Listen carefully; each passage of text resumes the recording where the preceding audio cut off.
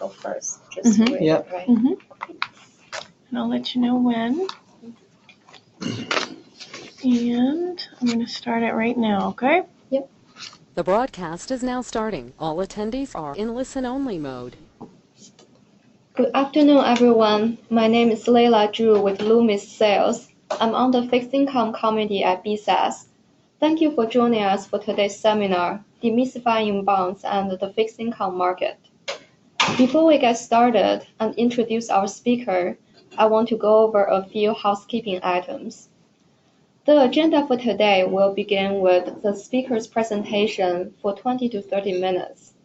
After the formal presentation, we will conduct Q&A via the question feature.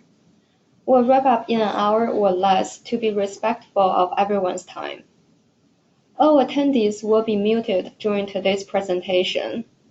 You will be able to hear the speaker, see the slides, and ask questions via the question feature on the GoToWebinar toolbar on your screen. If you would like to ask a question, please submit it using the question feature on the toolbar. Even though we will take questions at the end, you can send in questions at any time. The speaker will do his best to accommodate and answer all the questions. For technical help during the webinar, you can access the help menu featured in the GoToWebinar toolbar on your desktop. Our speaker today is the Vice President, Director of Credit Research, and Credit Strategist at Loomis, Sayles Company. Chris has 31 years of fixed income investment experience and joined Loomis Sayles in 2010. Previously, he was a vice president and a fixed income portfolio manager at Wellington Management, where he initially joined as Director of Credit Research in 2000. Prior to Wellington, Chris held various investment roles at Scudder Kemper Investments, including Head of Credit Research and Portfolio Manager. Chris is a past president and a board member of the Boston Security Analyst Society. He is a founding member and the current co-leader of the Credit Roundtable, a group of institutional fixed income managers whose mission is to improve the investment-grade corporate bond market, including strengthening bondholder covenant protections. He also authored the current reading on the fundamentals of credit analysis for the Chartered Financial Analyst exam curriculum. Chris earned a BA from Williams College and an MBA from the Harvard Business School. Please welcome Chris Gootkind. Good afternoon, everyone, and welcome, and thanks, Layla, for that very nice introduction. We have a lot to cover in relatively limited time, so let's get started. I'm estimating my comments will probably be about 30 minutes.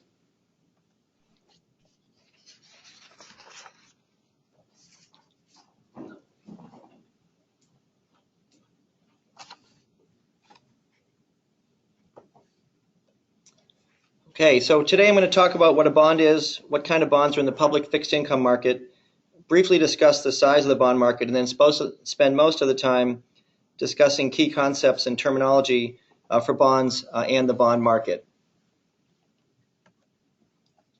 So the first question is, what is a bond? And in simplest terms, a bond is a loan. It's also a contract. It's a promise by the borrower, what we call the issuer, to make timely payments of interest and principal being the amount borrowed, to the lender. And in the capital markets, the lender is the investor. They differ from stocks or equities in many important ways. Bonds have priority of payment over distributions to shareholders, and in a bankruptcy, bondholders also have a priority claim over equity holders. So that is, in theory, shareholders could get wiped out if bondholders aren't first repaid in full. Stocks, as you probably know, represent ownership interests in a company.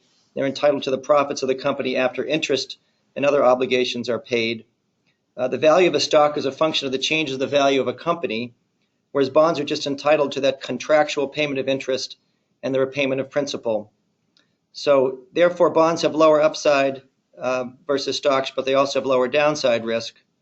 And shareholders are entitled to vote on company matters such as electing board members and selling the company, whereas bondholders are not. The typical bond, as noted here in the handout, in the presentation, typical bond has a stated coupon, which is the interest rate paid per year or per annum, and a maturity or a due date. For most bonds, interest payments are made semi-annually, that is twice a year, with the full principal amount is paid at maturity date. There are many different types of bonds that are issued. There's government bonds or sovereign bonds. Examples here as shown include the US, UK, Germany, Greece, Argentina. Basically any country, pretty much any country can issue debt. There's also corporate debt, mortgage-backed securities, consumer-backed loans, and municipal bonds. They have many varied use of proceeds. For corporations, they can help businesses grow, pay for equipment, acquire other companies, buy back stock, etc. Government issue debt for all sorts of reasons: to finance deficits, pay for military equipment such as aircraft carriers, weapons, to finance social programs, build roads and bridges and other infrastructure, and so forth. Mortgage-backed bonds are pools of mortgages used by individuals and families to purchase homes. Consumer loan-backed bonds include loans such as credit cards, auto loans, and student loans. Let me now move to the size of the market and what the breakdown is. And I guess the first point I want to make here is that the global bond market is huge. This chart shows total outstanding debt of about 78 trillion. The date on this is from about 2012, and I couldn't locate exact numbers on today's market, but it's grown a lot really since the financial crisis, and current estimates are close to about $100 trillion globally per JP Morgan. It's grown dramatically since the global financial crisis as governments borrowed to finance deficits and help revive economies. Many central banks around the world, including now in the US, UK, Japan, have embarked upon what we call quantitative easing, or QE, to help lower interest rates and spur economic growth. QE is buying previously issued bonds in the marketplace.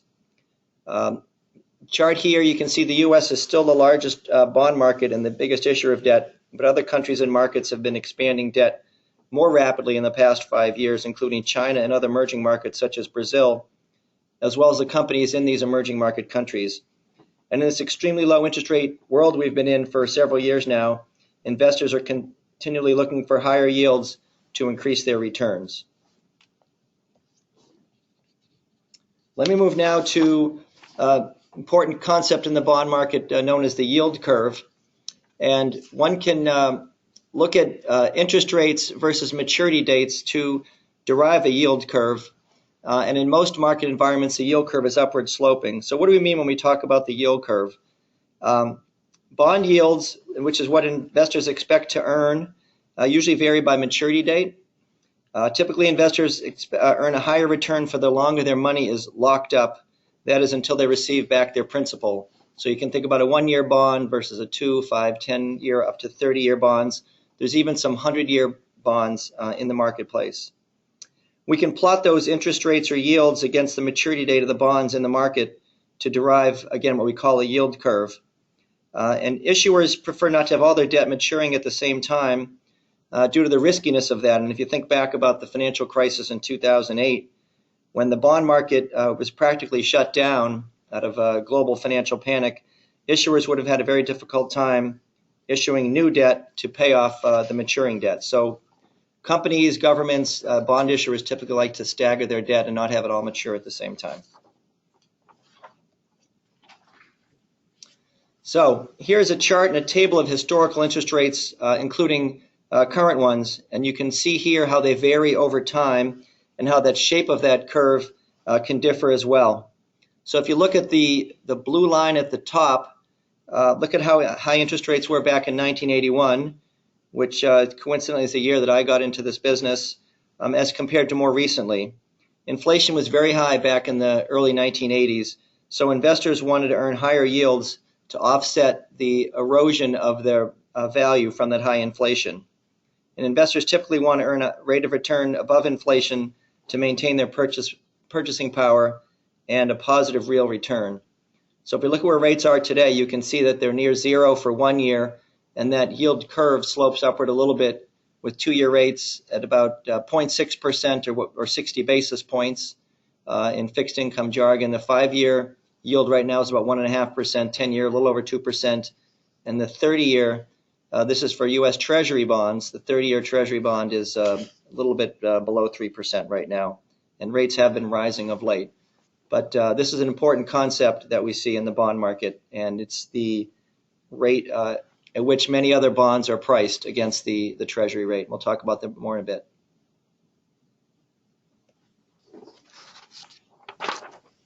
So here's a more detailed picture of the current U.S. Treasury yield using some more data points plotted. So you see I've got there the 1 month, 3 month, 6 month, 1 year, 3 year, 5, 7, 10, and 30-year Treasuries.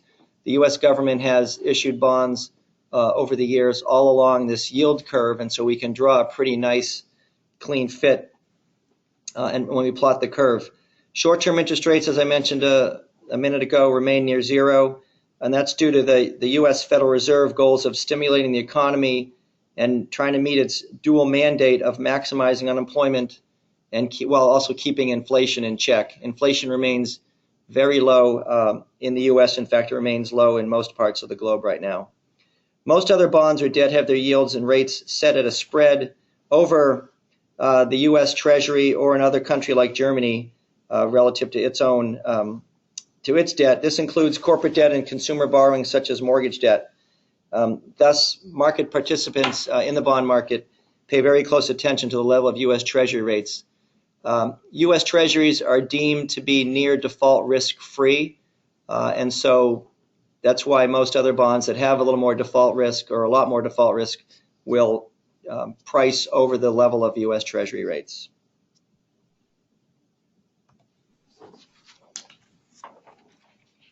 So let me move now into some very important bond market concepts and terminology. We talked a little bit before about the coupon that's defined as the interest rate paid per annum. So, for example, a 4% coupon, fixed coupon, that would be paid every year over the life of the bond. The maturity date, which is a date, as we talked about earlier, where the bond makes its final interest payment and then it repays its principal at that date.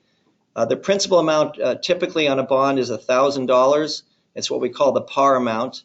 But the way the pricing convention works in the bond market is its price is quoted as a percent of par. So when you think of percent, you think of 100. So when we say a bond is trading at 100 or 92 or 112, in this example shown on this slide, 112 would be 112% of par. And if you think about it in terms of what that means in dollars, a bond trading at 112 would actually be $1,120 in terms of price. Okay. A couple other things just to mention here. Bonds are typically, interest payments are made semi-annually at half the coupon. So in this example, the bond would make semi-annual interest payments of $20 per bond. $20 derived from the bond pays a 4% coupon, which is $40 per year on a $1,000 bond, so $20 semi-annually. And when we say that bonds priced below par are said to trade at a discount or discount to par, while those priced above par are said to trade at a premium. So now let's get into how do bonds get priced. And bonds are priced as a present value of future cash flows. And the cash flows, as we've described, are those interest payments plus the repayment of principal. Like all investment, the value of the bond is calculated as that present value of the future cash flows. And as opposed to stocks, the future stream of cash flows for bonds is known as long as the issuer doesn't default. Whereas a stock, the dividend can change over time, and we don't know what the value of the bond will be, of the stock will be rather, at the termination period. So the key question for a bond is what is the appropriate discount rate? And in bond terminology, the discount rate that we use to price a bond is known as the yield to maturity. And this is the return that an investor would expect to earn by buying a bond at today's price, whatever that price is, reinvesting all those coupon payments that it gets over the life of the bond, and then the principal repayment at the yield to maturity rate.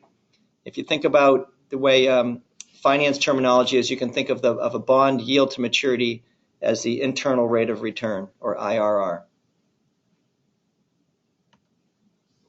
So one of the questions that often comes up and can be a little bit confusing is a bond's coupon versus the yield, or the yield to maturity. And we talked about how the coupon is that fixed rate paid, and again, it's half for each semi-annual period, whereas the yield to maturity is this internal rate of return on the bond's cash flows.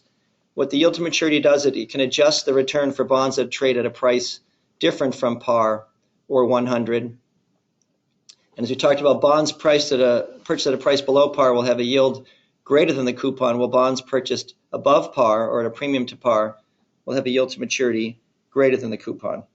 I'm sorry, the yield to maturity less than the coupon. So I hope this doesn't intimidate too many of you, but here's what the bond pricing equation is. And you can see here that we show the price of the bond is equal to the various cash flows discounted at that yield to maturity rate. And again, because the coupons are semi-annual, we want to divide we want to show each payment period is the coupon divided by 2 and the yield divided by 2 because those are semi-annual. So again, we divide the coupon by 2 because the interest payments are made semi-annually. And the same thing with the yield to maturity, which we show in the denominator, denoted by Y. And then since we are discounting those payments that are made every 6 months. So if you think about a 10-year bond, that's going to have 20 semi-annual payments that we discount to come up with that price. And again, the price being the present value. The 100 at the in the end of that equation there is the principal payment. Remember, we talked about bonds being quoted as a percent of par. So when you get your payment back at maturity, you're getting 100%. So for the 4% bond in the example, the coupon would be equal to 4, and therefore the coupon divided by 2 would equal 2 in this price yield equation.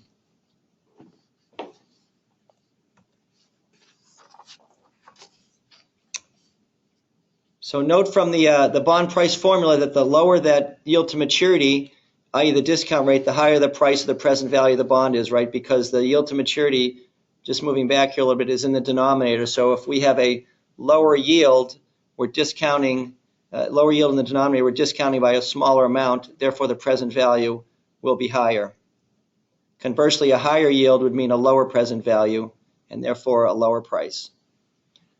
So I think the important point to make here is that the price and yields of bonds move in opposite directions. Let me give you another more of an example here. So if you think about one bond issued that had a 4% coupon, and that bond was issued, at par when it came out, because that's where interest rates were at 4%. Then interest rates rise, let's say the next day, and the same issuer now comes to market with a new bond that pays a 5% coupon and prices again at par because that's where interest rates have risen to that level. So I guess the question would be, what would happen to the price of that older bond that only paid 4% annual coupon to entice people to buy it when they could buy a new bond that paid a 5% yield, and again that was priced at 100 or par. Conversely, if interest rates fell and the new bond were to come with a 3% coupon, what would happen to the price of the older bond that paid the 4% coupon? And the point I'm trying to make here is that if you had a 5% bond you could buy at par and there was an outstanding 4% bond, the price of that bond would have to fall to make it equally valuable to you as an investor. And so again, that's just reinforcing the idea that bond prices and yields move in opposite directions. So let me give some real world examples now. And the first bond we're going to show is a U.S. Treasury bond that has a 1 3/4% coupon with a due date of May 15, 2023. The amount outstanding of this bond, and I had to check the numbers twice, is $66 billion. It's a huge bond issue, but the U.S. government has got about $17 trillion of debt outstanding. So you can see why you could have some very large bond issued. The coupon is 1 3/4%. That means that the bond pays $8.75 every 6 months. And the way those semi-annual payment periods work is you look at the maturity date, and then 6 months from that is every semi-annual payment period. So May 15 and November 15 of every year that the bond is outstanding, it makes that $8.75 payment. And we calculate that because, remember, there's 2 semi-annual periods of that for that bond. And then on May 15, 2023, the bond would mature, and the Treasury would repay that $1,000 principal amount per bond, and again, also make that last semi-annual payment. The other bond I'm comparing here, showing, is a Verizon bond, big telecom company that has this is a real bond outstanding, and coupon of 3.85%. That's due November 1, 2043. So this is a much longer maturity bond. Recall the Treasury bond matured in 2023. This is 2043. The issue size of this bond is $1.25 billion. So a couple questions here is, how many individual bonds does this represent? What's the coupon on the bond? And I have a typo here. It says Apple, but it's meant to be Verizon. I apologize for that one. When does it make its interest payments, and how much does it pay per bond? And then the last question is, who do you think pays more to borrow, the U.S. government or Verizon? So to calculate the number of bonds this $1.25 billion issue represents, we divide that $1.25 billion by, remember, $1,000 per bond, and it means there's actually 1.25 million individual bonds represented by this Verizon deal. So if you're an individual or an institutional investor, you want to buy bonds in the market, there's that many different individual bonds outstanding that you can buy. The coupon on the bond is 3.85%, and that equals $38.50 per bond per year, or again, thinking about in semi-annual terms, because it makes semi-annual payments, $19.25 per semi-annual payment per bond. The interest payments are May 1 and November 1, and again, we can tell that from the final maturity date of the bond being November 1st, 2043. And then in terms of that question about who pays more, I'll address that in a second.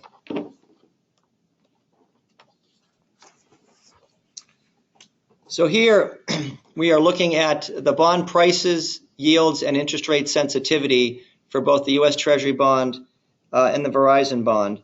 And this is really a table form of that price yield equation from a couple slides back. So what we did here was we plugged in the equation, the various yields in 25 basis points. And again, a basis point's 1/100%, so 25 basis points would be 1/4%. 25 basis point increments, and calculated the price and the percent price change for both the U.S. Treasury bond up on the top and the Verizon bond on the bottom. Note that the Verizon bond has a higher yield than the U.S. Treasury bond, and that's because Verizon is deemed to be a riskier credit, higher credit risk than the U.S. Treasury bond. And note also how the prices move up and down and in the opposite direction with interest rates. So if we just look at the U.S. Treasury example there on the top, you see that for the price, when the price went from its current level, the yield went from the current level to 25 basis points lower. The yield maturity went from 1.92% to 1.67%. You see how the price changed. It went from 98 3/4 to par, or 100.60, and the price change there is 1.9%.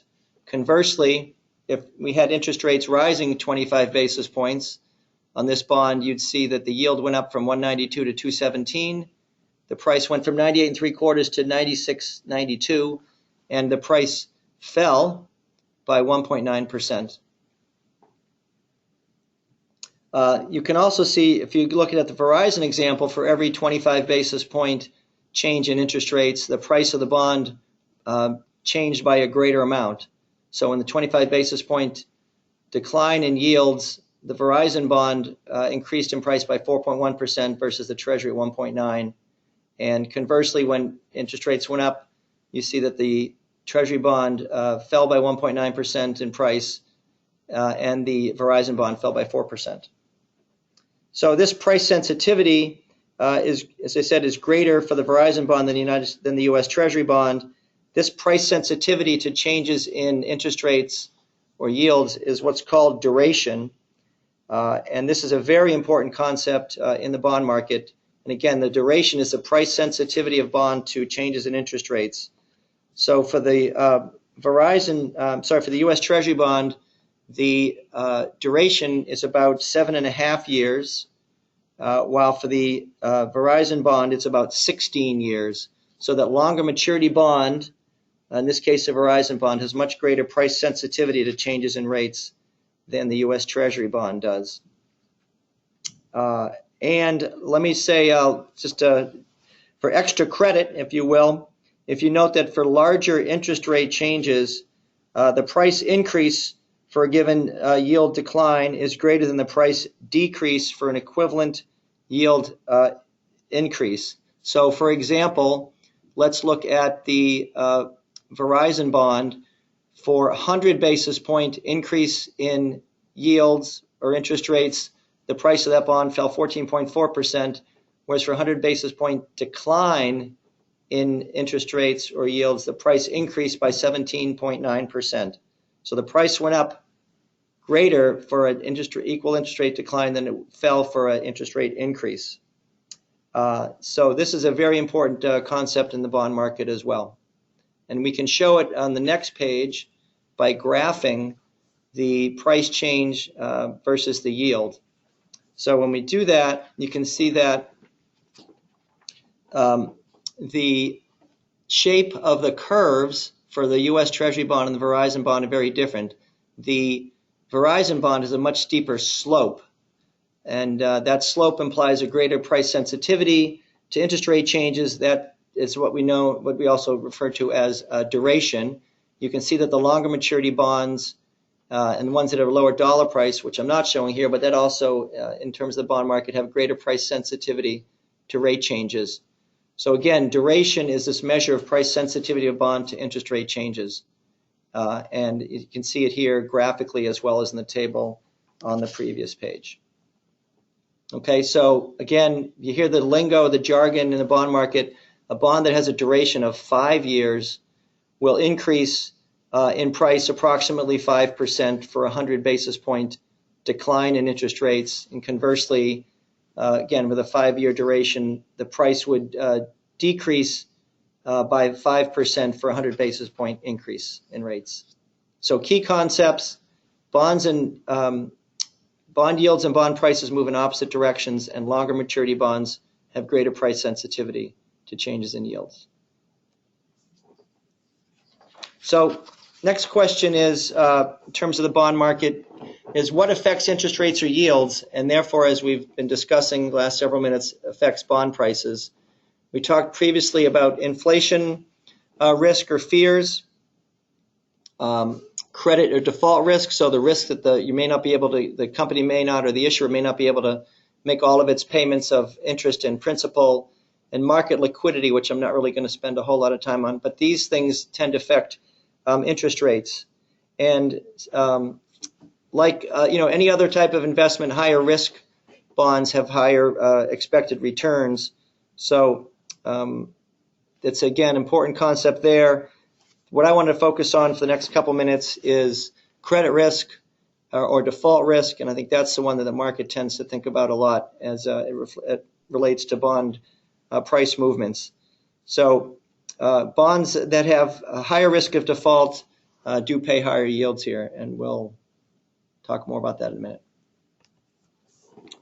So credit risk is an important factor in the marketplace, and the rating agencies are a good proxy for credit risk. You've probably heard of many of the rating agencies, Moody's and Standard & Poor's, probably the biggest ones. They play a large and crucial role in the fixed income markets. They provide these ratings, which are these assessments of credit risk or default risk that market participants use to help determine what yields or interest rates investors will require to purchase or hold a given issuer's debt. So if you look at this particular table here, we break it down to what we call investment grade or non-investment grade. Sometimes people use the term junk bonds or high yield bonds for bonds that are rated below investment grade. And those just represent higher risks of default. So investors, seeing that the risks are higher, expect to get paid more yield to hold on to those particular bonds. So here the ranking, again, highest quality would be AAA, and then on down within investment grade, AAA, AA, single A, and then BBB if we use the S&P scale, and then you see below that is what's called high yield or junk or speculative grade. That's BB on down to single C. So again, if you think about risk versus returns, we can plot yields versus credit ratings that we've done here in this particular page. And what we show here is on the x-axis, the U.S. Treasury deemed to be very low default risk.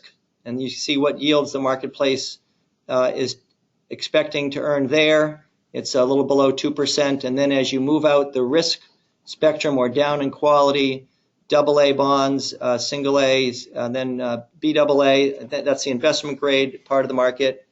And then below that is considered high yield or junk. We have BA, which is the Moody's rating, single B, and then CAA, or S&P would call CCC. You can see how the yields in the marketplace increase, particularly pretty sharply when you get into high yield.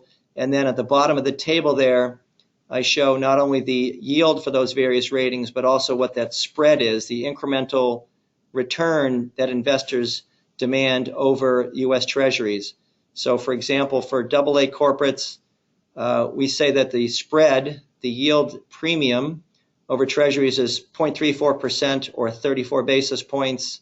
And then moving on down, you see for BAA corporates, it's 1.6%, or we usually say 160 basis points. And then you get into high yield, 2.74% for BA, 4.18% or 418 basis points for single B, and then a lot more yield for that CAA, because the default risks on those credits are considered very high. So the marketplace for a issuer-rated CAA on average is 9.23%. Again, a big increase there. Maybe one or two other points I'll make here is that the risk is non-linear. That is that the spread curve is not a straight line, but you can see here that it's upward sloping as you go down in quality and up in risk. So to summarize, the bonds are a sort of form of a loan or a contract. They have coupons, maturity dates, and principal amounts. There's many different types of bonds outstanding. The bond market, size of the market is enormous. It's probably closer to 100 trillion than the number I show here. U.S. Treasury debt is the biggest, with about 15% of that amount. We think about the pricing of a bond like any other investment. Again, it's the present value of those future cash flows discounted by what we call the yield to maturity. Another very important concept, I think one of the key takeaways I hope you get from this presentation, is that bond prices and yields move in opposite directions. So yields up, prices down, yields down, prices up. And we can plot that yield curve, which shows, again, along the different maturity dates, what yields investors are looking to earn. Another key concept is this notion of duration, which is that price sensitivity of bonds to interest rate changes. Higher duration means higher price sensitivity. The longer maturity of the bond, the higher the duration there. And that's a way to measure how much that price sensitivity is. And credit ratings are really an assessment of the risk of default for an issuer. Lower rated bonds have to pay greater yields, greater interest rates to entice investors to hold them, and also not just yields, but those spreads versus the higher rated bonds against which they're priced. So again, the key bond terms in this page, I hope you take away from this, are coupon, the maturity date, the principal amount of the bond outstanding, yield, the shape of the yield curve, duration being that interest rate sensitivity, price sensitivity to interest rate changes, credit ratings as a proxy for risk and used to price the yields of securities, and then this idea of the spread, which is that yield premium over Treasury bonds. And I think that will be where we end the formal part of my remarks.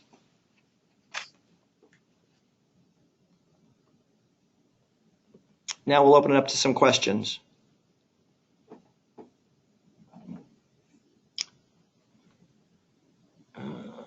Question here is, what changes should investors expect to observe in the bond market once the Fed raises its interest rate later this year or early next year? Good question. I think the Fed will move very slowly and will just increase its interest rates modestly. The market is trying to anticipate when that date will occur.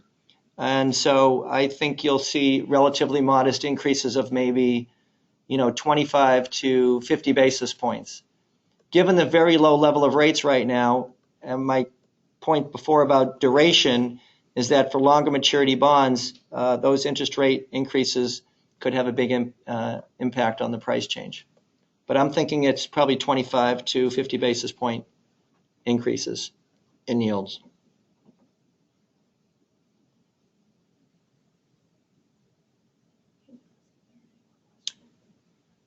Are there any more questions?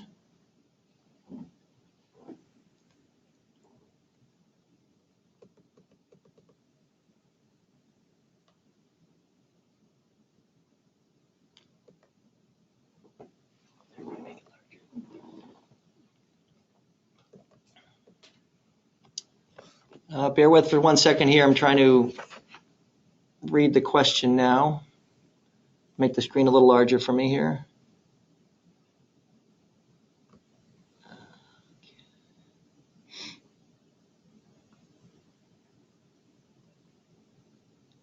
Hang on 1 second. We're working on it. Can't really see that one.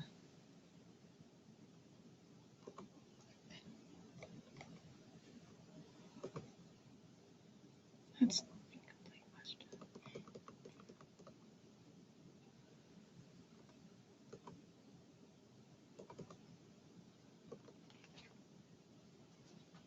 Okay. Any sense of what direction the 10-year U.S. Treasury yield is headed in? I think the yield is headed higher. It's actually moved up a fair amount, well, about 25 basis points probably in the last week. And that's going to be a function of, I think, what the Federal Reserve does, when it does it, how much it does it, and then concerns about inflation, which remains very benign right now. So I think the yield is headed higher, but I think it will be pretty limited, pretty movement. The yield will be pretty, yield movement will be pretty limited.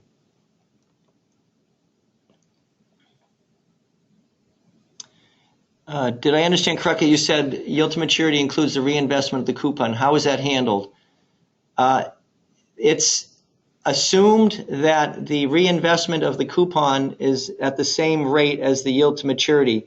So if you think about, think of it in terms of compound interest. You get a coupon payment from the bond you hold, and you immediately reinvest it at that same yield into, again, if it was another bond. But that's how it's handled. It's assumed that you take that coupon payment and you immediately reinvest it in an equal yielding instrument.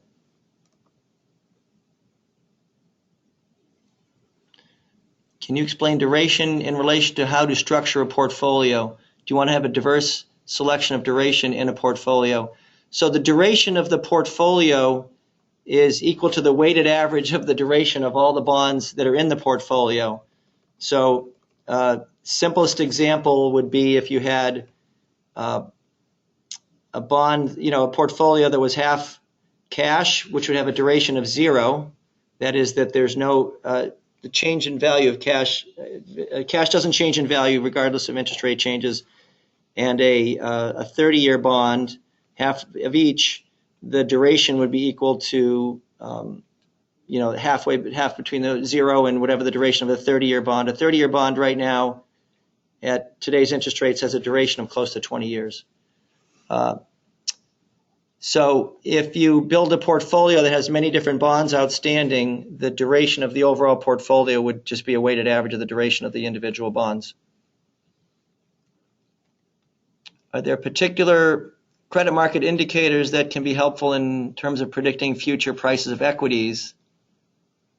For example, before a takeout, bond prices act abnormally in some way.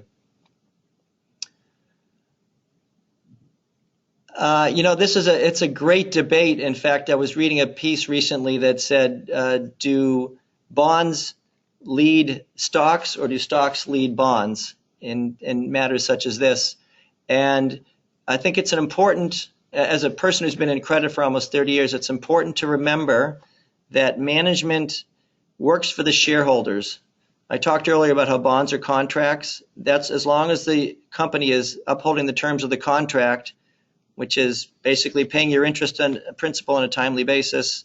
There may be some other restrictions that they have, but usually they're pretty limited. They're really working for the shareholders. So if they think they could maximize the return to the shareholders by borrowing a lot of money, maybe buying back stock or acquiring another company, they can do it. So bond prices, I like to joke around that bond investors get paid to worry because we don't have the upside, whereas stock investors get paid to be optimistic.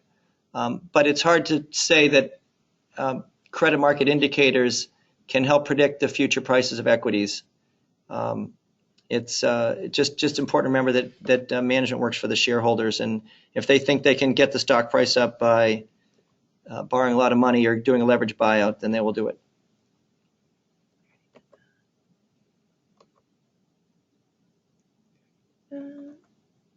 More questions?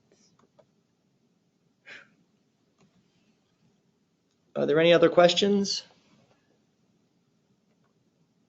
I think we've, let's see here. Hang on one second.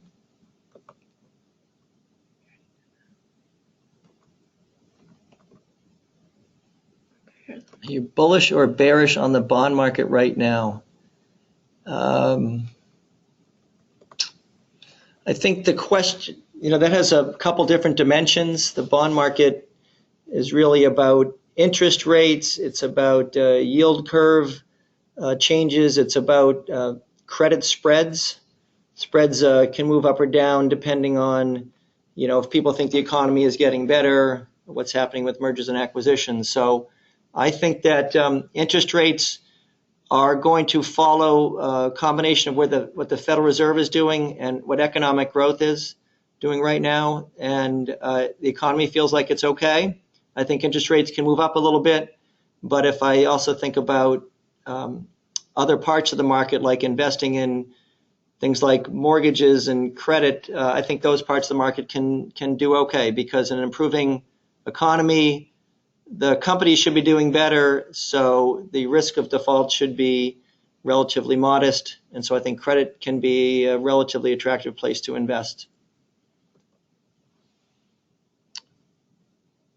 Why do some pricing vendors have different prices for bonds? It's a good question. I think it's important to note that stocks trade on exchanges, and you see, literally thousands or millions of shares trading every day. So we have true price transparency on where stocks are priced based on what price they traded on the exchange. Bonds trade over the counter. So you have dealers who are making markets in bonds, and they don't trade nearly as often. So in fact, there are some bonds that may not trade for weeks at a time. And if that's the case, then you're really making an estimate of what the price is for the bond. And so you have vendors can have some different prices. They shouldn't vary by that much, but you may have some different prices because they trade over the counter and they trade much less frequently than stocks.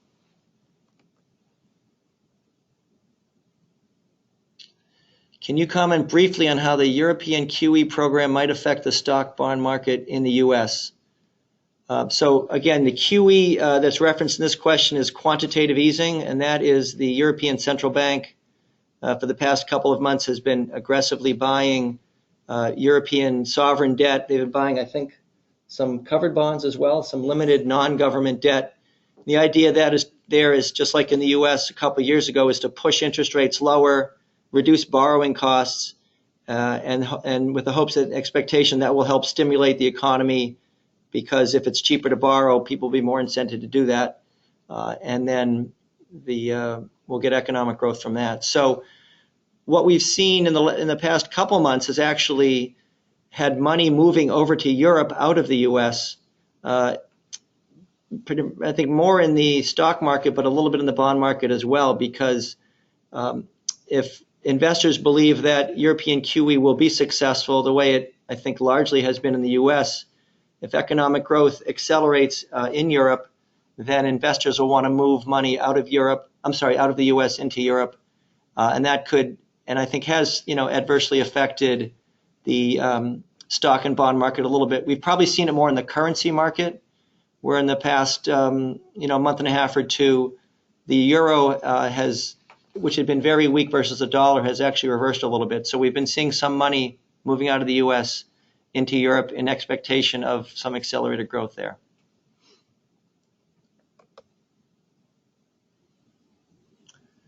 Ooh, can you talk about the inverted yield curve? Yeah, that it could take a little while to go over that. I'll try not to talk for too long about it. The normal market is where you have an upward sloping yield curve. That is that short-term yields are lower than longer-term yields. The inverted yield curve occurs oftentimes when the Federal Reserve or another central bank is trying to tame inflation or reduce inflation. And so they will raise short-term rates much like they did in the early 1980s. And when that happens, the short end of the yield curve, which is really where the Federal Reserve has its biggest impact, will have the yields go up. The long end of the market will, anticipating that inflation is going to come down, will want to lock in that higher yield, that higher return that they were getting, and they will actually keep the price will keep the yields down a little bit. And that's when you typically get an inverted yield curve, when the central bank is raising short-term rates to bring inflation down, to slow the economy down. And that means that gives investors in longer-term bonds more confidence to hold those bonds and lock in those yields for that longer time period.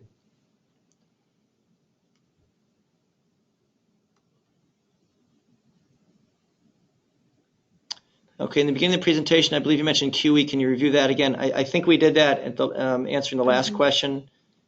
Quantitative easing, that's where central banks are actively buying bonds in the open market with the, not just the expectation, but with the plan to drive down interest rates, thereby stimulating the economy from borrowers paying lower interest rates, whether it's homeowners on their mortgages, corporations borrowing money, or governments borrowing money. Any opinions on the bank loan market? So didn't really talk about that today. Those are leveraged loans. So these are companies borrowing. This is much more floating rate debt, which we haven't talked about. These are companies that tend to be a little riskier in the leveraged loan market. They borrow money on a secured basis. So the lender has more protection than they might in an unsecured bond.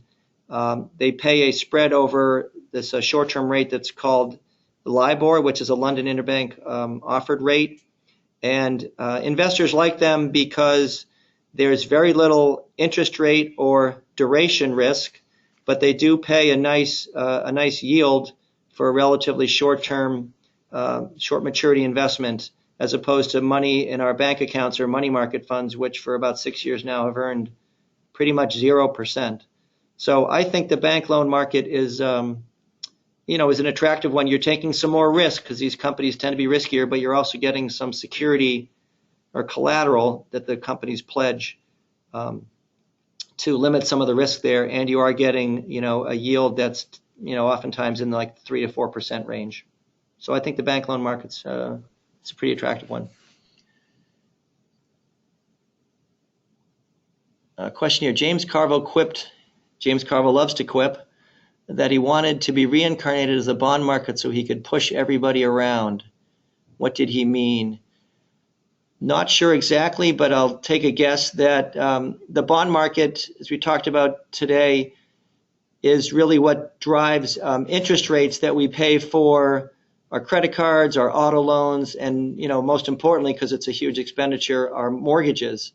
And so the bond market moving interest rates up or down a lot can really have a big impact on what we as consumers pay for credit, as well as what corporations pay. So I'm speculating, but I'm guessing that's what he meant. What does the term laddering mean when building a portfolio? So laddering refers to owning bonds at many levels along the yield curve, that is to say at different maturity dates. So maybe you'll own a portfolio that's got some 2-year bonds, 3-year bonds, 5-year bonds, 10-year bonds, et cetera, et cetera. And the idea there being that you can when those bonds mature, you can reinvest at whatever the rates are at that particular time.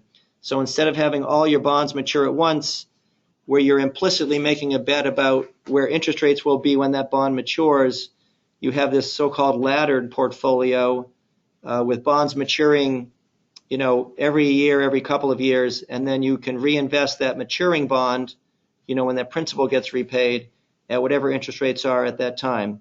So if interest rates are higher, you can earn a greater yield when you reinvest that. If interest rates have gone down, then the portfolio of bonds you still own that haven't matured for several years can continue to earn that higher yield.